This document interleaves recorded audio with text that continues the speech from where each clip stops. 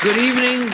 We hope you're all having an absolutely wonderful Christmas. We've got a marvellous show for you. There's the Kirov State Ballet, the Moscow State Circus, the Ukrainian State Dancers, the Leningrad Philharmonic Orchestra, and the massed bands of the Red Army. And as an encore, we'll be declaring war on Europe. And for those of you who like a bit of peace and quiet, we've got the mass choirs of the Noise Abatement Society singing Silent Night. But first, the news.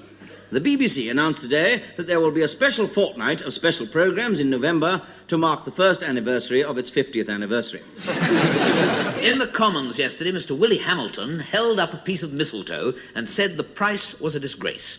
226 members shouted shame, 193 shouted hear, hear, and 12 kissed him. And the Croydon girl, who had her clothes torn off during a bring and buy sale in a church hall, arrived home last night suffering from shock. Her father, an upholsterer, rushed her to his workshop, and today she is reported to be fully recovered.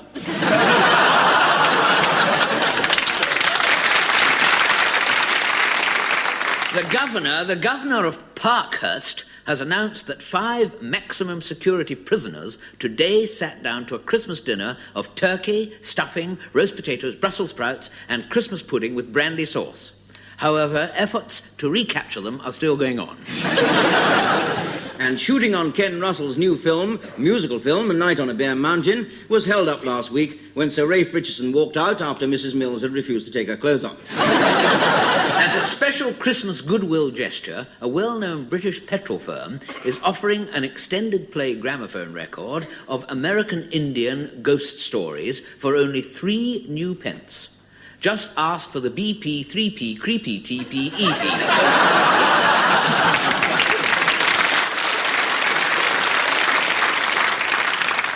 We've been asked to make a special Christmas appeal on behalf of the Society for the Prevention of Rudeness on Envelopes. If you're opposed to rudeness on envelopes, send your money to this address. Pull your knickers down, Bristol FA3. Here is a police warning. A consignment of talcum powder sold last week in the central London area contained baking powder by mistake. People who purchase the product are warned not to sit too close to the fire or they may break out in biscuits. While at a London store, a sandwich board man stopped work as a protest yesterday after he had heard that the store's Father Christmas had been given the sack. After it had been explained to him that the Father Christmas had to have the sack before he could start work, the sandwich man was given his notice. This in turn angered the Father Christmas until it was explained that the sandwich man had to have his notice to carry around the streets. Afterwards, the Father Christmas agreed to take the sack, providing he wasn't given his notice, and the sandwich man agreed to carry his notice, provided he wasn't given the sack. The solution to this item will be given later in the programme. But first, a sketch. Starring Mr. Ronnie Corbett, who is now appearing in Aladdin and His Wonderful Lamp, playing the part of the Wick. And Mr. Ronnie Barker, who is now appearing in Robin Hood, playing the part of Sherwood Forest. So let's now consider the state of the party.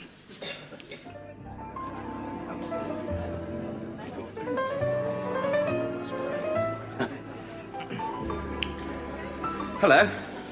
Hello. What do you do? I run like hell. No, I mean, for a living. Oh, I'm sorry. I thought you meant, what do I do when I'm attacked by a giant vampire bat with great black flapping wings screeching and tearing at my throat? No, I just meant, for a job, you know. Oh, sorry, I'm a solicitor. Oh, that's very interesting. Interesting? It's appalling. It's the most hideous, terrifying death in the world. No, I mean being a solicitor. Oh, sorry, I thought you meant being left in the graveyard when the vampire bats attack you, flying out of the white moon, screeching and tearing at your throat. No, I just meant, is it interesting being a solicitor? Well, it is in a way, you know. I had an uncle who was one once. God, no. Did they have to drive a stake through his heart? No,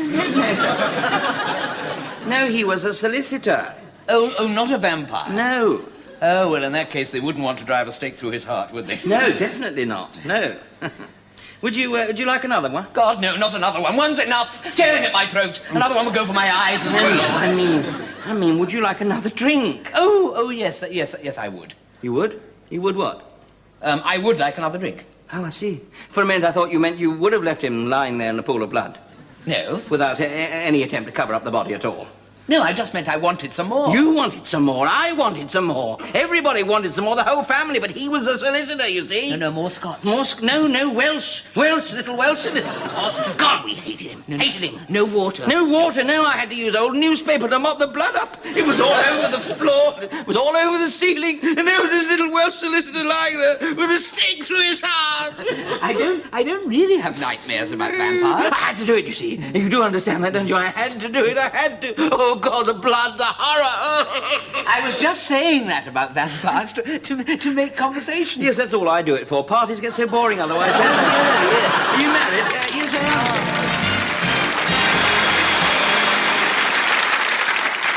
am. Later in the show, we'll be speaking to a Norwich vet who has crossed a giraffe with an Alsatian and got a dog that barks at low-flying aircraft. But first, it's time for some music. Some years ago, a young girl came down from Scotland to London in search of fame and fortune. At the age of 16, she made her first record, and at the age of 17, she made her first tour of America. You all know who she is today. Jessie McGonigal. Who wants to listen to her? We'd much rather hear from Lulu and the young generation.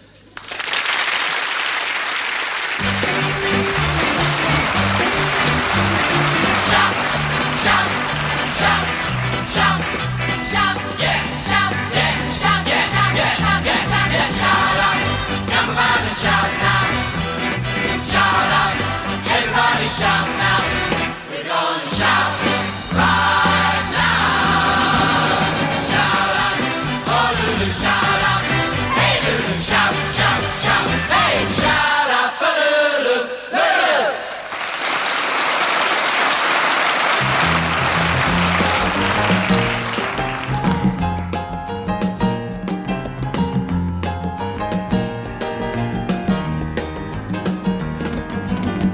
Come and go with me to my father's house, to my father's house. Come and go with me to my father's house, to my father's house. There'll be no crying there, there'll be no dying there. Come and go with me to my father's house, to my father's house. Come and go with me to my father's house, to my father's house. Come and go with me to my father's house, to my father's house. There'll be no crying there, there'll be no dying there. Come and go with me to my father's house, to my father's house. In my father's house, there are so many mansions there that were not true. You know that I would have told you so. I'd go to prepare a place for you. Wherever I'd go, you could come there too. Come on and go with me to my father's house, to my father's house. Come and go with me to my father's house, to my father's house. Come and go with me to my father's house, to my father's house. There'll be no crying there, there'll be no dying there. Come and go with me to my father's house, to my father's house. In my father's house, there are so many mansions there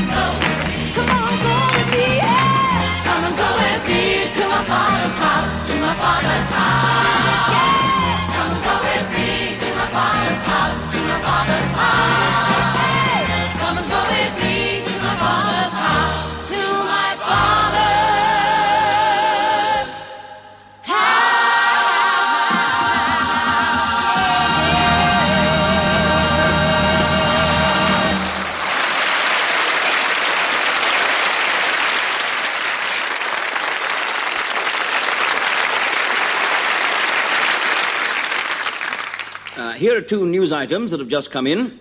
The Archbishop of Canterbury gave a special Christmas address this evening. It's 27 Stuffing Road, Turkey. And a thief broke into the home of Mr. Bruce Forsyth last week. The burglar alarm went off after 45 seconds, during which time the man got away with a toast rack, an umbrella stand, a fluffy dog, a camera, one of those things you put cakes on that folds up, a bottle of champagne, a magazine rack, 7 national luggage, ladies' nightdress, and a pair of Wellington boots. Bruce Forsyth, when asked to comment, said, "Didn't he do well?" Have you had a good Christmas, Ronnie? Oh, yes, it's been all bunting and frolics. I was advised not to drink before saying that. Jolly good jib I dobn't, really. Well, we've had a very nice day. We've had paper chains everywhere, all over the house. Every time we open the front door, the toilet flushes. And there were lots of marvellous presents around this year. I gave my wife a pair of ankle warmers, knickers without elastic. Yes, I gave my wife a joke like that, yeah. I'd say that again. I gave my wife a joke like that. A pair of run-resistant tights. Yeah, the legs are tied together. It works. But one of the best presents I got this year was this one. This is a lovely. See that? Isn't that nice? Guinness Book of Records. It's all that. And I got an Enoch Powell chessboard.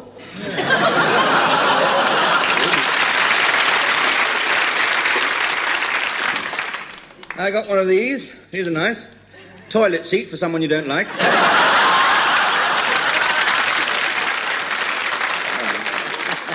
It's me, yeah. Yes? Oh, it's me again. But one of the best things about Christmas, though, is the special television programs. BBC. Good job I wasn't doing the fronting and that line, wasn't it? Yeah, the BBC are showing Mutiny on the Bounty. They're also showing a film about violent attacks on the police in the Canadian Rockies called Boutonniere on the Mountie. And a film about a man who falls off Everest and lands on Raquel Welch entitled Mountaineer on the Beauty. Unfortunately, you won't be seeing Gracie Fields this Christmas, but she has sent a special message from Capri saying, "I'm not coming over, the money's not right." And we've been asked to announce that next week on Show of the Week, there'll be a competition to judge which goals of all the goals chosen on Match of the Day as Goal of the Month was this year's Goal of the Month of the Year. Send your entries to this address, Match of the Day, Goal of the Month of the Year, Goal of the Month, Match of the Day, Show of the Week, London. Well, I hope you're all enjoying yourselves. We had our BBC staff party this morning. You know, it was all knees up Mother Brown and funny hats and throwing streamers, and then somebody spoilt it all by asking if there was anything to drink. And a BBC official said they were very sorry, but the old chap who looks after the drinks cabinet had passed away last June. And taken the key with him. I don't suppose anybody really believed it, but a few of us held hands in a quiet corner and tried to get in touch with him. Anyway, feel free, please.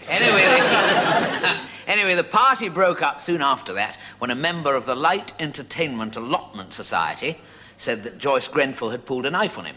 Of course, I shall have my own little family party tonight. And, of course, Grandfather will be there, as always. Marvellous old chap, you know. You'd never think he was 104. He looks much older. He actually, dear Grandad, had a very quiet Christmas last year. His hearing aid broke down. Now, there is a man who knows what hard times are really like. He really does. He was telling me that he never saw an orange until he was 6. Now, can you believe that? Never saw an orange till he was 6. And he remembers at the age of 5, sitting up in bed Christmas morning, trying to peel a tennis ball. It upset him so much that he was nearly late for work. Anyway, he's had a very adventurous life. Adventurous life, dear old Grandad has. He fought in the Zulu Wars. Well, not all of them, because he got fed up with blacking up every morning. Actually, it has been a very good year for myself and my family, if I may be presumptuous enough to say that. And since I have been, it has been a very good year for my wife. My wife, you know, who's rather prone to unusual ailments. You may remember she went down to the cellar for a bucket of coal and came up too quickly and got the bends. She's actually very happy now because she has found a new doctor. And although he hasn't cured her of anything, as yet, he's got her picture on the centre page pull out of this month's Lancet. Case of the month. This ear, nose and throat. It's not really right to laugh at, somebody like that. And I'm very glad you didn't. It's getting a bit ridiculous, her being a hypochondriac. Her being a hypochondriac. There is such a word, as hypochondriac. No, there is such a word as hypochondriac. Some people like to walk, some people like to hypochondriac. Her being a hypochondriac, it is getting ridiculous. Going to bed every night is like moving day at Timothy White's. She actually has an arrangement with the local hospital that if she doesn't call them in the night, they call her. And recently, she's been so worried about getting insomnia that she can't sleep. But as I was saying, I am very grateful that, this has been, a bit of a year for me with the pantomime television and things like that, I thought I was beginning to do rather well, think my luck was changing when my parents changed their name back to Corbett. The milkman offered me a ride in his cart. Also, one of my little girls, one of my little daughters, is getting star billing in the school production of Julius Caesar, and she's only the second standard bearer. So it does make a difference, you see. That and the fact that she's with my agent. That I didn't know until the head mistress rang me up and asked me what was meant by a percentage of the gross. But what I actually came out here for, in case you're beginning to wonder, and I certainly am, was to propose a toast. I won't actually drink any of this wine because it was made especially for me by my wife's dear old mother, and there is no known antidote. So the toast is to theatrical agents. Now, you may think that's a little bit odd, but they do have a worrying time at Christmas. Now, this is absolutely true. Last year, my agent was looking after a very young actor who was doing very, very well in a repertory company near Bristol. Now, about 2 months before Christmas, the repertory company had to close down because business was bad, had to shut the theatre. So my agent said to him, now, don't worry. Don't get yourself in a state. He had a family insurance. Don't worry. He said, I'll try and fix you up in a pantomime. I'll ask Freddie Hobson. Now, he was a chap who put on very small pantomimes all over the country, really small pantomimes, like Robin Hood and his Merry Man.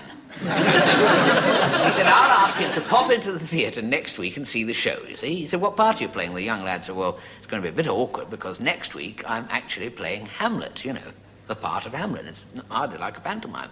So never mind, said the agent. At least it'll give him an idea what you can do. So sure enough, next Thursday, the young actor was in the dressing room getting his makeup on and wondering how to make Hamlet sound a bit like a pantomime. See, when the stage manager rushed in and said, Freddie Hobson's arrived, he's in his seat, so the best of luck. So the play starts, you see.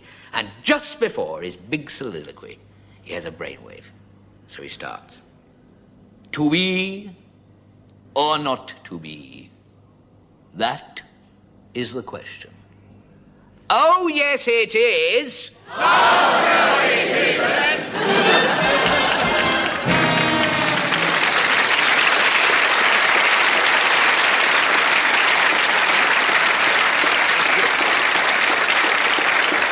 Thank you very much.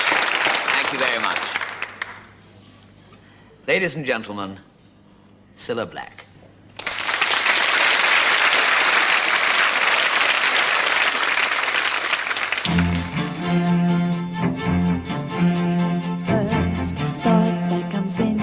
Mind when I wake up,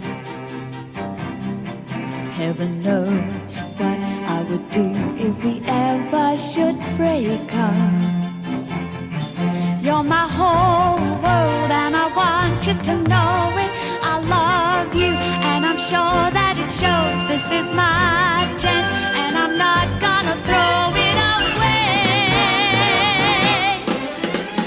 You do something to me. Your love runs through me. And I hope you're feeling the same as I do. 'Cause now and forever, my life depends on you. There was a time when I believed that I had no tomorrow. I pretend that I was happy to hide all my sorrow. But then when you came. From that moment I knew it. The bad times were behind me, and through it is your love that has brought back the bright, shiny days. You do something to me. Your love runs through me. And I hope you're feeling the same as I do. 'Cause now and forever, my life depends on you. You do something to me. Your love runs through me. And I hope you're feeling the same as I do. 'Cause now and forever, now and forever, now and forever, now and forever, now and forever, my life depends on you.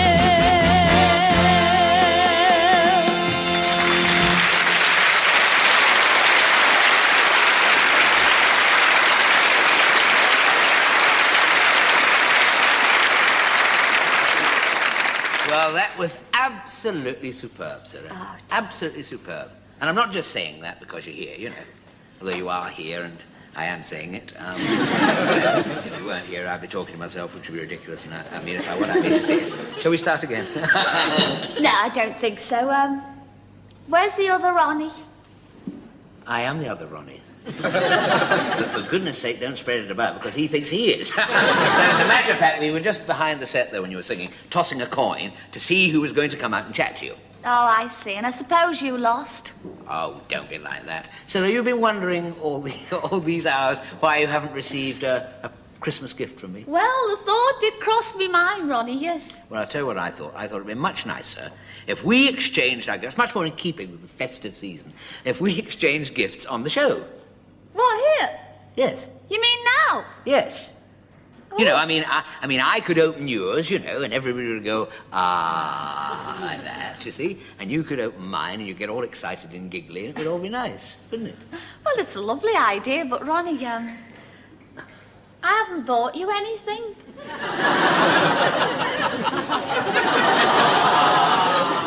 Nothing at all? Well, no, because, well, you didn't even send me a Christmas card now, did you? I did. Yes, I did. I did. Yes. I remember addressing the envelope. 23 canal cuttings for Zachary. But I've moved from there ages ago. Well, you must tell someone. Oh, but Ronnie, I'm sorry. You know, in any case, what do you buy? What do you buy for the man who has everything?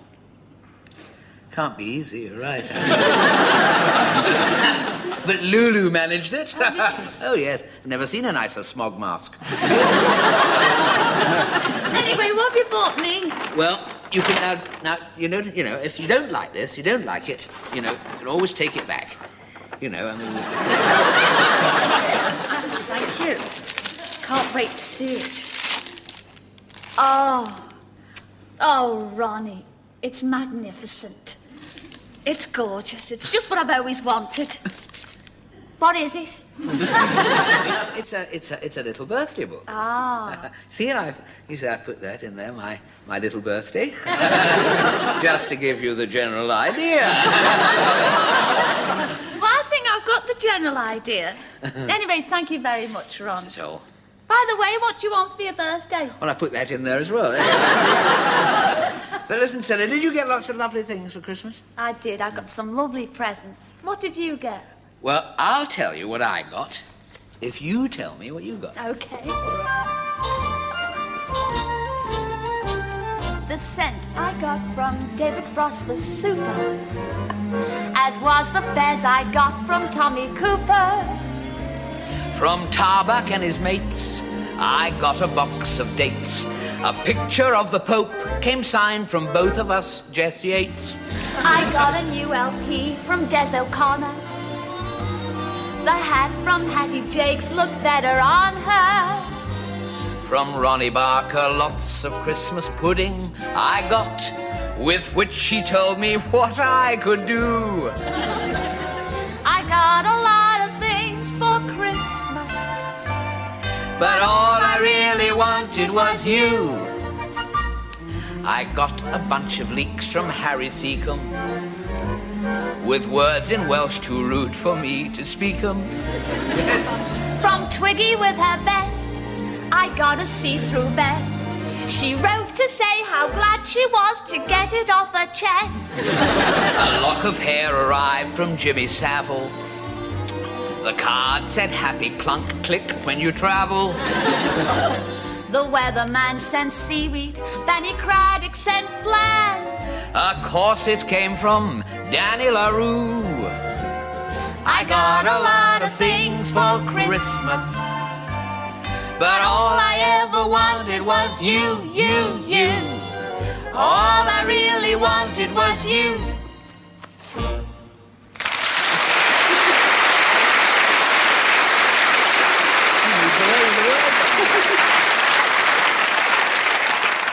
There's your whiskey, then. Was there something else? Yes, 2 bottles of gin, please. Right. Thank you. A bottle of brandy. 6 cans of lager. 2 quarts of light ale. A flagon of cider. Pipkin of Tia Maria.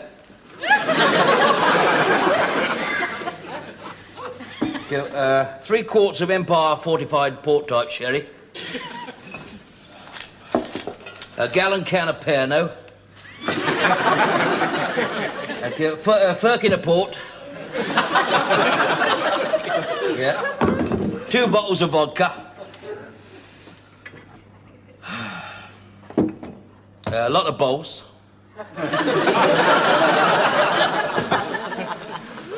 And a small stuffed olives, please. Thank you.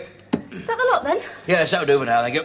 Terrible rush, this Christmas lark, isn't it? Yeah. If it wasn't for the kids, we wouldn't bother, you know.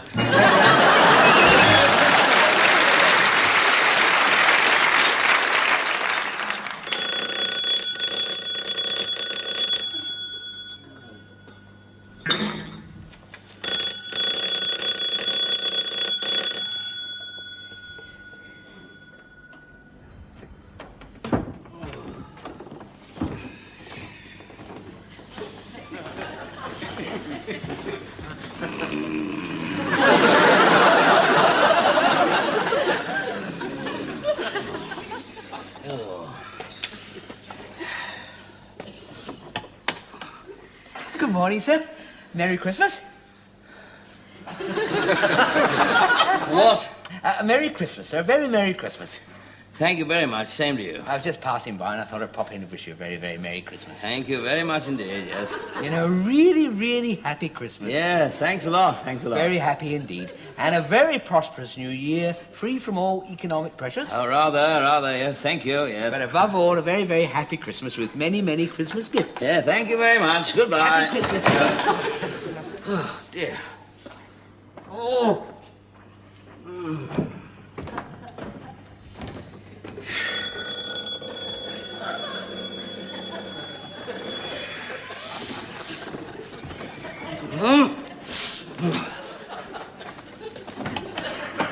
Hello. Hello. I just wanted you to know that everything I said earlier about having a happy Christmas still stands. Thank you very, very much indeed. I hope you have a very happy Christmas as well. You know, I'm really worried about you having a happy Christmas. I quite appreciate that, my dear man, but... Merry Christmas. Merry Christmas. Well, I suppose I better be getting on with work. Got a lot of work to do this morning with my bottles in this cold morning. I just want to make sure that you were going to have a very, very happy Christmas. Ah, thank you very, very much indeed, yes. Goodbye.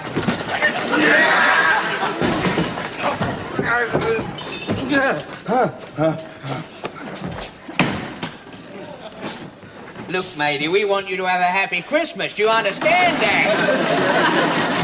We don't want you sitting on broken chairs watching a half-burned down Christmas tree. Eating your turkey dinner off a copy of the Radio Times. Listen to the radio because you haven't got a television. We have got a television. Because you haven't got a television. We want you to have a happier Christmas than that, All right. What do you want? Well, it's up to you, sir. Whatever you think I'm worth. Oh, just tell me what you want. Well, it's usually 50p or a packet of cigarettes. Cigarettes? Oh, some in the cupboard over there. Over there. Thank you. Yes, that's the one, yes. Here we are. There we are. Take those. Just 2 packets? There's 200 in there. You can take them. Take them all. I only want 20. I don't want to appear No, too greedy. take them. They're yours. They're yours. He don't want them all. Doesn't he want them all? Oh, all right. There we are. Take 2 packets. Not 2. No. 1. One. Yes, there we are. 1. Thank you very much, sir. Thank you. Happy Christmas, sir. Happy Christmas. Merry Christmas. Merry Christmas. Merry Christmas. Happy Christmas. Yes. Merry Christmas. Merry Christmas. Merry Christmas. Merry Christmas. Who was that, dear? It's all right. It's all right, dear. It's just the milkman. Come for his Christmas box. Oh, yes. I left £1 on the hall table. Oh, no, it's all right. I fobbed him off with a packet of cigarettes.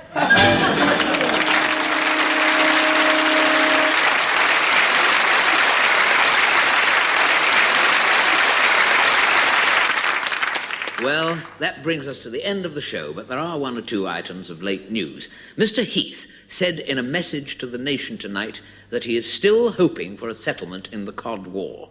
He said, "I think we would all like to start the new year with a solid and worthwhile cod peace." The police were victims of a hoax today. It happened on the A1, about 2 miles from Three Bridges at 4 o'clock, when 5 men who were all at 6s and 7s, due to being 1 over the 8, dialed 999 and demanded 10 cups of cocoa for their 11s. A mathematician is helping the police with their inquiry. In Sunderland tonight, a bulletin was issued about the man who swallowed an 8-day clock on Tuesday. His condition is still giving cause for alarm at 7:15 every morning. And a special BBC team have been out today asking famous sportsmen what they got for Christmas. Ralph Coates said coats, Sir Alec Rose said roses, and David Broom said brooms. Alan Ball was also asked, but he declined to comment. A 24-year-old turkey breeder had an unfortunate accident yesterday when he fell off the back of his lorry at Smithfield Market. Within 3 minutes, he was trussed, stuffed, and sold as oven ready. And now it's a Merry Christmas from me. And it's a Happy New Year from him. Good night. Good night. Good night.